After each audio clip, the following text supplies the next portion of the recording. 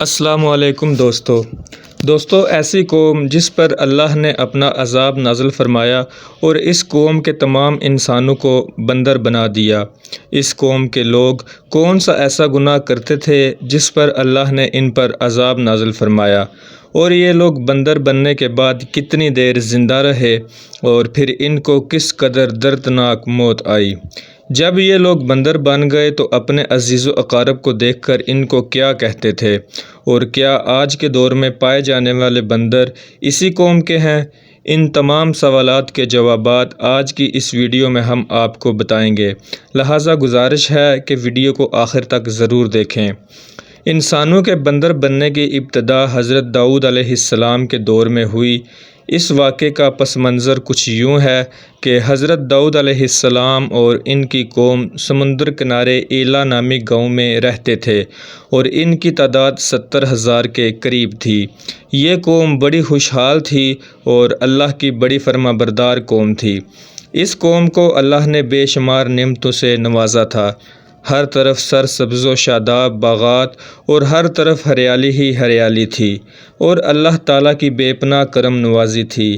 یہ لوگ اپنی اس زندگی میں بہت خوش تھے، چونکہ حضرت داؤد علیہ السلام کی قوم سمندر کنارے رہتی تھی، اور اللہ کا ان پر خاص کرم یہ تھا کہ سمندر کے اس کنارے پر بے پناہ مچھلیاں آتی تھیں جن کا یہ لوگ کاروبار کرتے تھے اور بہت ہی خوشحالی سے زندگی گزارتے تھے۔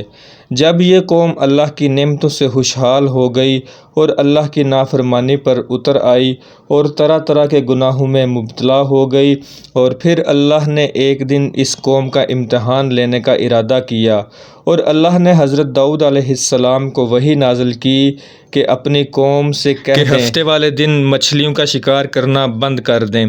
اس طرح اللہ نے اس قوم پر ہفتے والے دن مچھلیوں کا شکار کرنا حرام فرما دیا، اور پھر یہاں سے اس قوم کی بربادی شروع ہو گئی۔ حضرت داؤد علیہ السلام نے اپنی قوم کو بتایا کہ اللہ نے ہفتے والے دن مچھلیوں کا شکار کرنا حرام قرار دیا ہے، تو وہ لوگ بہت پریشان ہو گئے اور ساری قوم سر جوڑ کر بیٹھ گئی، کیونکہ ہفتے کا ہی وہ دن تھا جس دن مچھلیاں زیادہ تعداد میں کنارے پر آتی تھیں، اور باقی دن ایسے تھے کہ مچھلیاں بہت کم آتی یا نہ ہونے کے برابر پکڑی جاتی تھیں۔ اس قوم کا گزر بسر صرف ان مچھلیوں کے شکار پر تھا۔ اس وجہ سے اللہ کا یہ حکم سن کر قوم پریشان ہو گئی۔ یہ نہیں جانتے تھے کہ اللہ کی طرف سے یہ ایک آزمائش ہے۔ پھر ایک دن شیطان نے ان کے دلوں میں بات ڈالی کہ سمندر سے نالیاں نکال کر خشکی پر بڑے بڑے حوض بنا لیے جائیں۔ جب ہفتے والے دن مچھلیاں آئیں گی تو اس نالی سے ہو کر ان بڑے بڑے حوضوں میں آ جائیں گی، اور پھر اس طرح ان نالیوں کا راستہ بند کر دیا جائے، اور پھر اگلے دن یعنی اتوار والے دن ان کو پکڑ لیا جائے۔ شیطان نے اس قوم کو ورگلایا، اس طرح ہم ہفتے والے دن شکار سے بھی بچ جائیں گے اور مچھلیاں بھی ہاتھ آ جائیں گی، اور وہ بھی پکڑی جائیں گی۔ بہت سے لوگوں کو یہ ہیلہ بازی اچھی لگی اور انہوں نے ایسا کرنا شروع کر دیا، اور سمندر سے نالیاں نکال کر بڑے حوض بنا لیے، جس کے ذریعے مچھلیاں وافر مقدار میں ان حوضوں میں داخل ہو جاتیں۔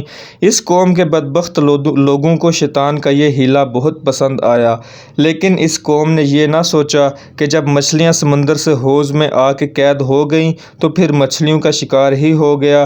اسی لیے یہ شکار بھی ہفتے والے دن ہی قرار پایا جو اللہ تعالیٰ نے حرام قرار دیا تھا۔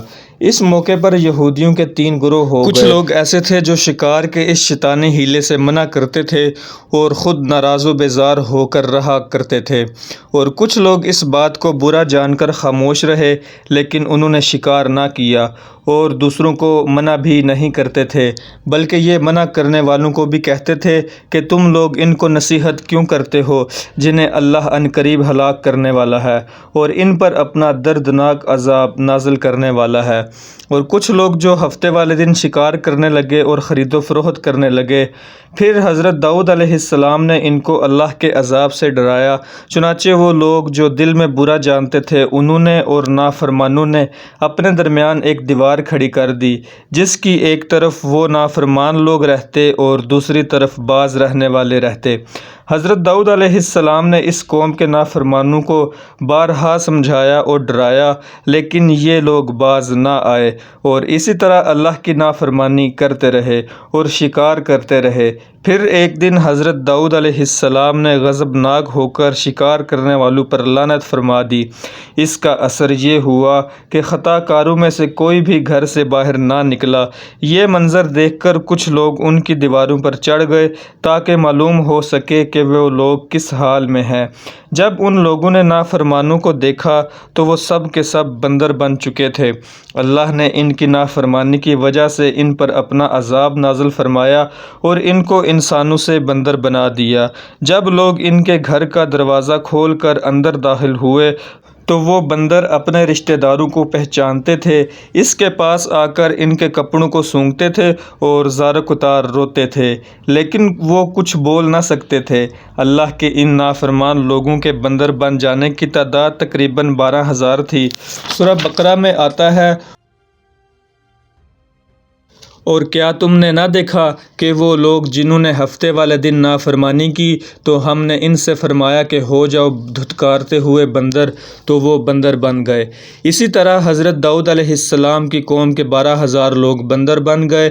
یہ لوگ 3 دن تک زندہ رہے۔ اس دوران یہ نہ کچھ کھا سکتے تھے اور نہ کچھ پی سکتے تھے، بلکہ یوں ہی بھوکے پیاسے رہتے تھے۔ صرف 3 دن کے اندر سب کے سب مارے گئے، اور وہ لوگ جو ان کو اللہ کی نافرمانی سے منع کرتے تھے، اللہ نے ان کو سلامت رکھا۔ ناظرین، اب سوال یہ ہے کہ کیا آج کے دور کے پائے جانے والے بندر بھی اسی قوم سے ہیں؟ روایات میں آتا ہے کہ حضرت عبداللہ بن مسعود رضی اللہ تعالیٰ عنہ سے روایت ہے کہ حضور صلی اللہ علیہ وسلم سے کسی نے سوال پوچھا کہ کیا آج کے بندر حضرت داؤد علیہ السلام کی قوم سے ہیں؟ تو نبی کریم صلی اللہ علیہ وسلم نے ارشاد فرمایا کہ جب اللہ کسی قوم پر عذاب بھیجتا ہے تو صرف اسی قوم پر بھیجتا ہے، اور اس کے بعد اللہ ان کو ہلاک کر دیتا ہے اور ان کی آگے نسل نہیں بڑھتی۔ اس لیے یہ کہنا غلط ہے کہ آج کے بندر حضرت داؤد علیہ السلام کی قوم کے بندر ہیں۔ ایسا کچھ بھی نہیں ہے۔ وہ لوگ صرف 3 دن تک زندہ رہے، بعد میں سب ہلاک کر دیے گئے۔